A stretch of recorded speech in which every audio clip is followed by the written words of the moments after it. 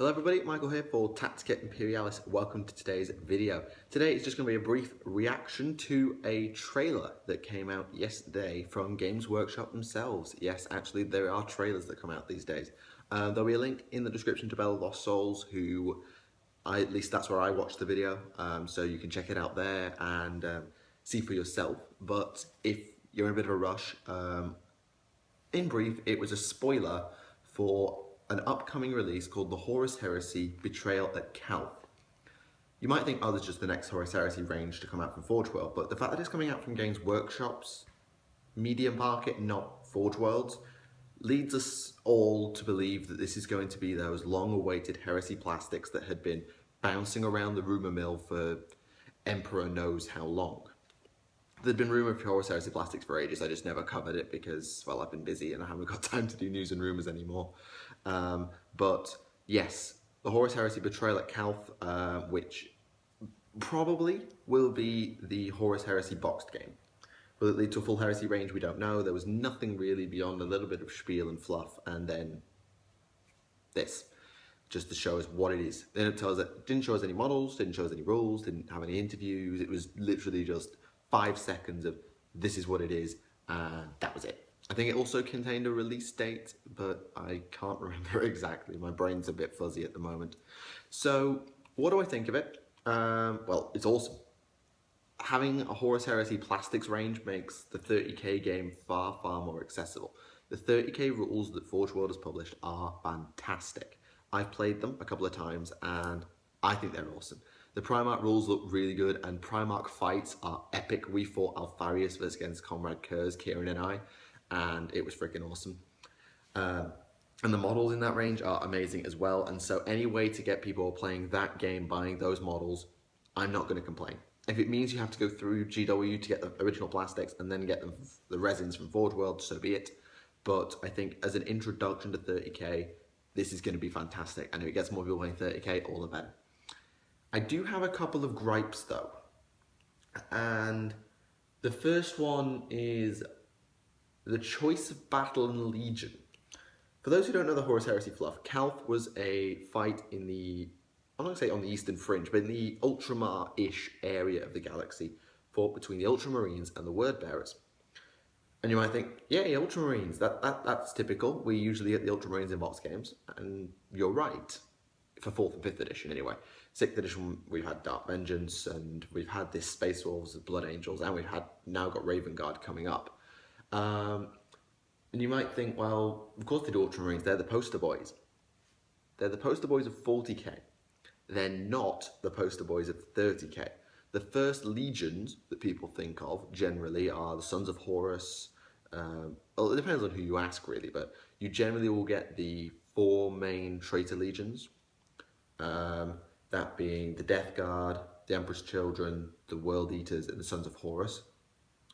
Or you will get people like the Imperial Fists and the Blood Angels, or maybe you go to Isfahan 5 of the Alpha Legion, the Raven Guard, the Salamanders, the Iron Hands, Night Lords, Iron Warriors. The Ultramarines come very low on the list, as do the Wordbearers, despite the fact that the Wordbearers are insanely important. The Ultramarines' main battle, that being Calth, was basically a sideshow for the Heresy. The rumour goes that Horus basically used the Wordbearers to keep the Ultramarines busy, because if the Ultramarines got involved, they were just so numerous and so well organised, they would have smashed him.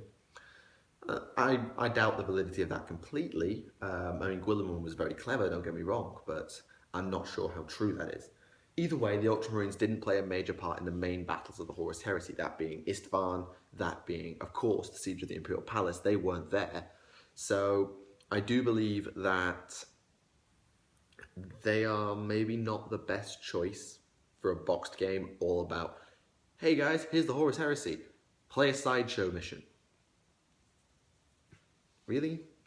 I understand why they've done it. I mean, the Ultramarines are a very well-known legion for 40k fans, so to introduce them to 30k via Ultramarines kind of makes sense. But I kind of wish they'd gone with something different. If I was designing it, I would have gone with the Sacking of Prospero. I have a real thing for the Sacking of Prospero. The main reason I do it is because, well, I think Thousand Suns and Space Wolves are far cooler than Ultramarines and Wordbearers. But the other reason is Primarchs. We have models for Guilliman and Lorgar from Forge World. We don't have models for Leman Russ and Magnus the Red, which, by the way, I really want. I'm tempted when Magnus comes out just to get Magnus, because he'll probably look amazing. And the text-to-speech series kind of has a thing for Magnus now. He's kind of awesome.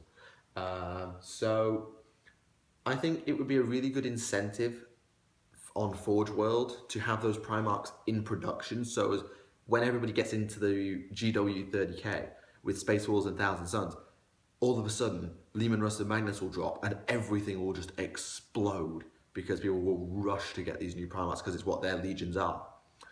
That's not to say that won't happen with Guilliman and Lorgar, but the fact that they've been out for a while maybe would lessen that. Plus, if I'm going to be blunt, I'm not as keen on the Guilliman and Lorgar models. They're still awesome, all the Primarch range is awesome, but they're the worst of the best. Like, the Primarch models are the best models I think Forge World has pretty much ever made for detail, intricacy, and all that sort of stuff. But they're the worst of the best. They're great, but they're not as great as the rest. So, maybe it's to incentivize buying the Primarch models that haven't sold as well? Don't know. That's pure speculation. But I do think Calth was maybe the wrong choice. It's not my preferred choice. I'm not saying it's wrong, but I wouldn't have picked it myself. I'd have picked Prospero. The obvious choice would have actually been to do Istvan or Terra, but I think the reason that they didn't was because it's really hard to isolate a single legion in those battles. Istvan had, oh god, how many legions were on Istvan? 9? When you had the big 4, then you had Raven Guard, Salamanders, Iron Hands, and then you had Alpha Legion, Word Bearers, Iron Warriors, Night Lords. That's like 12 different legions on Istvan 5. Istvan 3 is easier, but then you're playing a legion off against itself, and you often might create the image that one side is the good guys and one side is the bad guys, when they're kind of not. So I understand why they didn't do Istvan, and for the same reason they can't have done Terra.